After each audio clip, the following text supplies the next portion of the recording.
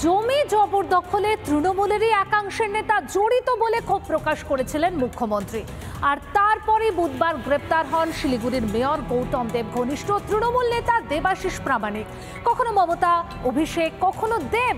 বারবার তৃণমূলের একাধিক হাই প্রোফাইল নেতার সঙ্গে দেখা গেছে দেবাশিসকে। কিন্তু প্রশ্ন হলো, তারাই যে দুর্নীতিগ্রস্ত, সত্যি কি তা বুঝতে এতটা সময় লাগলো মুখ্যমন্ত্রীর? মুখ্যমন্ত্রীর নির্দেশ, তারপরেই জেলা থেকে শহরে সরকারি জমি জবরদখল মুক্ত করতে হঠাৎই অতি সক্রিয় পুলিশ। শুরু হয়েছে ধরপাকড়। জমি জবরদখলে তৃণমূলেরই একাংশ নেতা জড়িত বলে মুখ্যমন্ত্রী যে ক্ষোভ প্রকাশ করেছিলেন, ঠিক এরপরই বুধবার গ্রেফতার হন শিলিগুড়ির মেয়র গৌতম দেব ঘনিষ্ঠ তৃণমূল নেতা দেবাশিস প্রামাণিক। ডাবগ্রাম ফুলবাড়িতে তৃণমূলের ব্লক সভাপতি এই দেবাশিস। যদিও কেন এই গ্রেফতারি তা নিয়ে মুখে কুলো পেটেছেন ধৃত তৃণমূল নেতা।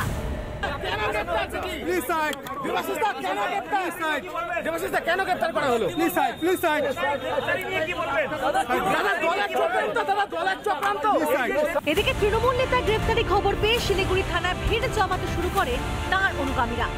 পরবর্তীতে বিশাল পুলিশ বাহিনী তাঁদের রাস্তা থেকে সরিয়ে দেয়। গভীর রাতে দেবাশিসের অন্যতম সাকরে বিমল রায় ও মোহাম্মদ কালামকেও গ্রেফতার করে পুলিশ।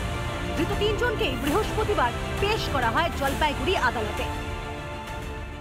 আমি কিছু জানি না, আমাকে ফাঁসানো হচ্ছে, আমি এগুলো জানি না। জমিনের সম্বন্ধে কি আছে আমি কিছু জানি না। দেবাশিস প্রামাণিককে চেনেন? না, আমি চিনি না। আপনার সাথে তো জমির কারবার। না না, দোষ করলে রেয়াত নয়, তৃণমূল নেতাকে আজও সেই বার্তাই দিলেন মুখ্যমন্ত্রী। থেকেই রেস্ট্রিকশন করতে হবে। যে কাউন্সিলরের এলাকায় এটা চলবে সেই কাউন্সিলর অ্যারেস্ট হবে। যে নেতার এলাকায় চলবে, ডাবগ্রামে দেখেছেন আমি জেলা প্রেসিডেন্টকে অ্যারেস্ট করিয়ে দিয়েছি। তৃণমূলের নেতারা দুর্নীতিগ্রস্ত তা বুঝতে মুখ্যমন্ত্রীর এত কেন সময় লাগলো? কটাক্ষ বিজেপি বিধায়ক শঙ্কর ঘোষের। দেখে মনে হচ্ছে মাননীয় মুখ্যমন্ত্রী প্রথমবার শপথ নেওয়ার পরে 2011 সালে তারপরে তিনি বিদেশ ভ্রমণে গিয়েছিলেন। 13 বছর পর তিনি ফিরলেন এবং ফিরে এসে জানলেন যে তৃণমূল কংগ্রেসের নেতা জনপ্রতিনিধিরা এই জমি দখল, হকারদের কাছ থেকে বসিয়ে পয়সা নেওয়া থেকে শুরু করে নানাবিধ দুর্নীতিতে তারা জড়িয়ে। দুর্নীতি, তোলাবাজির অভিযোগ নতুন নয় এ রাজ্যে। বারবার তৃণমূল নেতাদের বিরুদ্ধে এই অভিযোগে সরব হয়েছেন বিরোধীরা। লোকসভা ভোটে পুরো এলাকায় খারাপ ফল হওয়াতে কি রাতারাতি বোধোদয় মুখ্যমন্ত্রী? রিপাবলিক বাংলা। পোর্টের জমি উচ্ছেদ করতে এলে পুলিশকে মারের নিদান দিয়েছেন ফিরহাদ হাকিম। বিস্ফোরক অভিযোগ মাঝেরহাটবাসীর। ফুটপাতে তাদের বসিয়েছেন ফিরহাদ হাকিমই, এমনটাই কিন্তু দাবি স্থানীয়দের।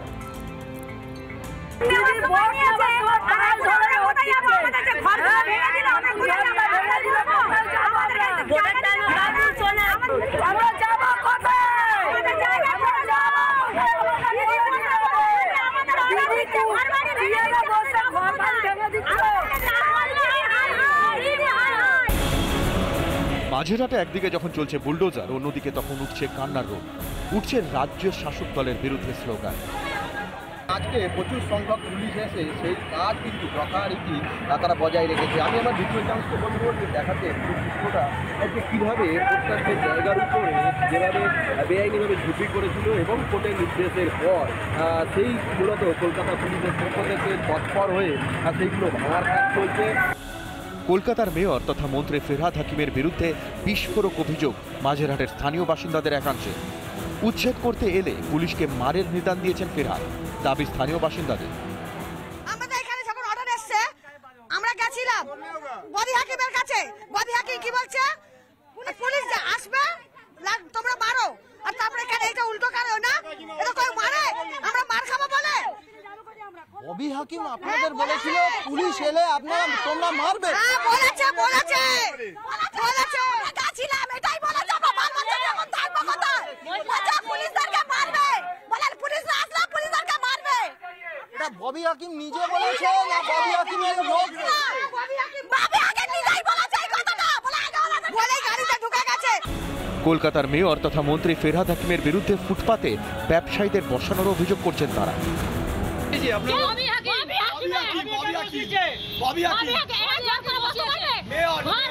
এর আগে কোর্ট একবার এসেছিল, আমরা বললাম আমাদের মেয়র সাহেব বসিয়েছে, মেয়র সাহেব বললে আমরা সরে যাবো। আজকে যে এসছে বিনা নোটিশে এসছে। টাকা নিয়ে রাস্তায় হকারদের বসালে রেয়াত নয় কাউন্সিলরদের। গ্রেফতারের নির্দেশ মুখ্যমন্ত্রী। আজই কড়া বার্তা দিয়েছেন মমতা বন্দ্যোপাধ্যায়। আমাদের কাউন্সিলরদের প্রথমে বসাচ্ছেন, তারপরে গিয়ে বুলডোজার দিয়ে উচ্ছেদ করতে যাবেন। আমি এই পলিসিটাকে মানি না। যে কাউন্সিলরের এলাকায় এটা চলবে সেই কাউন্সিলর অ্যারেস্ট হবে। মাঝেরহাটের ক্ষেত্রে ফুটপাতে হকার বসানোয় নাম উঠে আসছে ফেরহাদ হাকিমের। উচ্ছেদ করতে এলে পুলিশকে মারের নিদান স্থানীয়দের দিয়েছেন ফেরহাদ হাকিম। একের পর এক অভিযোগ ফেরহাদের বিরুদ্ধে। এবার তাকে গ্রেফতারের নির্দেশ দেবেন কি মুখ্যমন্ত্রী? সৈকত পাল ও রাজু মুখার্জির রিপোর্ট, রিপাবলিক বাংলা।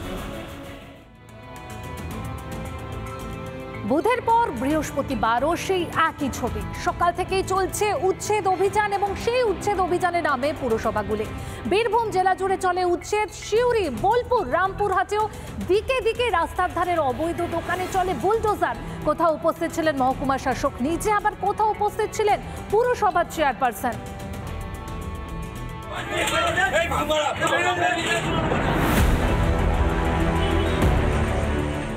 প্রশাসনের দখল উচ্ছেদ অভিযান নিয়ে বৃহস্পতিবার দুপুরে নবান্নের সভাঘরে বৈঠকে বসেন মুখ্যমন্ত্রী মমতা বন্দ্যোপাধ্যায়। তার আগে সকাল থেকে রাজ্য জুড়ে চলে দখলমুক্ত অভিযান।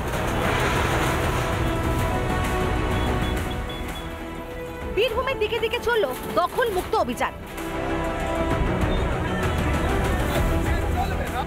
রামপুরহাট শহরের রাস্তা দখলমুক্ত করতে নেমে পড়ে পুরসভা। পুরসভার চেয়ারম্যান, মহকুমা শাসকের উপস্থিতিতেই চলে সেই উচ্ছেদ অভিযান। আমরা যেগুলো টেম্পোরারি সেট বাড়ানো আছে সেগুলোকে আমরা সরিয়ে দিচ্ছি। ফুটপাতে যাতে রাস্তা বড় হয়, মানুষ যাতায়াত করে, চলাফেরা করে।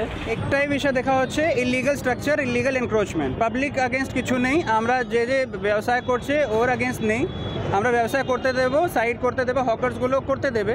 বাট ইলিগাল কংক্রিট স্ট্রাকচার যদি রাস্তা উপর হয়ে আছে, ড্রেন উপরে হয়ে আছে, ওটা নিয়ে অনেক অসুবিধা পাবলিককেই তো হচ্ছে। আমরা পরিষেবা ভালো করে প্রোভাইড করতে পারছি না। উচ্ছেদ চলাকালীন রামপুরহাট পুরসভার বিরুদ্ধে ক্ষোভ উগরে দেন সিপিএম কাউন্সিলর সঞ্জীব মল্লিক।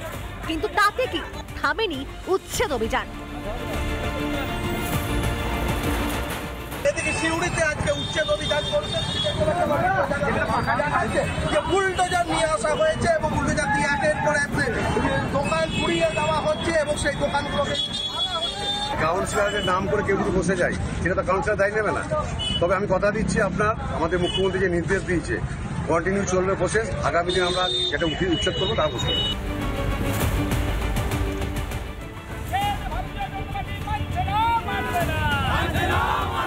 সিউড়িতে উচ্ছেদ অভিযানের বিরুদ্ধে প্রতিবাদে সামিল বিজেপি।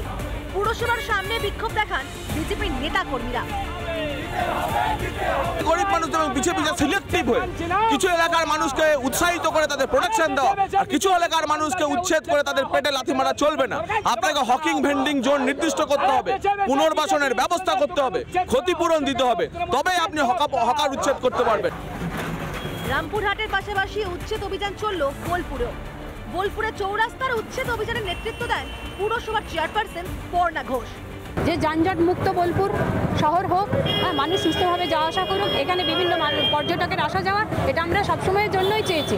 এর আগেও আমরা অনেকবার চেষ্টা করেছি, আর এখন যেটা চলছে সেটা মাননীয় মুখ্যমন্ত্রী ম্যাডাম যেমন যেমন নির্দেশ দিয়েছেন সেই মতোই হচ্ছে। আগাম নোটিশ ছাড়াই উচ্ছেদ অভিযানে ক্ষুব্ধ হন স্থানীয়রা। হঠাৎ কোনো কিছু বলছে না, এসে হঠাৎ আপনাকে এসে ভেঙে দিচ্ছে। একটু টাইম দিতে হবে যে এই রোডে ভাঙা হবে, আপনারা একটু সতর্ক খুলে মুলে নেবেন। এর আগে যখন অনেকে বলা হচ্ছে যেগুলো খুলে নেবেন, এটা না এসি সর্বস্ব ভেঙে দিচ্ছে। আপনাদেরকে আগে জানাই না, আমাদের কখন জানাই, যখন জানিই নি কো।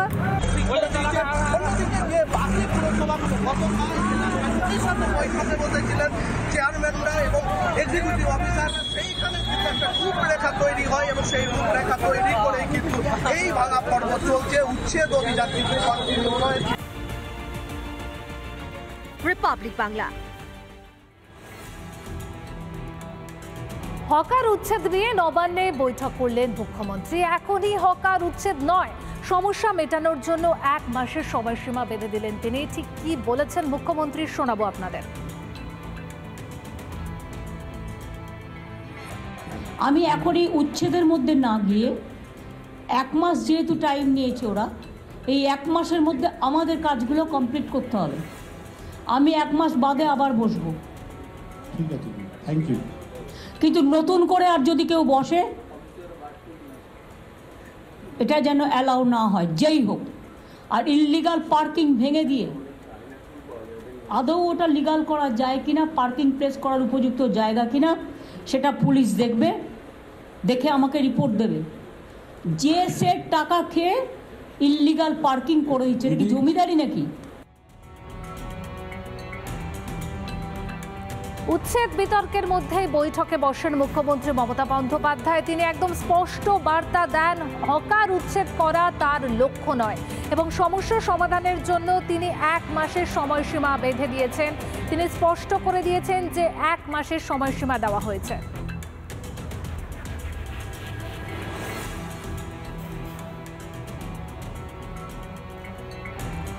এবার একটু নজর রাখতে হচ্ছে হাওড়ার দিকে, কারণ স্কুলের গ্যাস সিলিন্ডার থেকে আগুন, গুরুতর জখম স্কুলের 2 শিক্ষিকা। লিলুয়ার ঘুঘুপাড়ার দিবাকর ভট্ট SR সারদাবনী প্রাইমারি স্কুলে অগ্নিকাণ্ডের ঘটনাকে কেন্দ্র করে চাঞ্চল্য।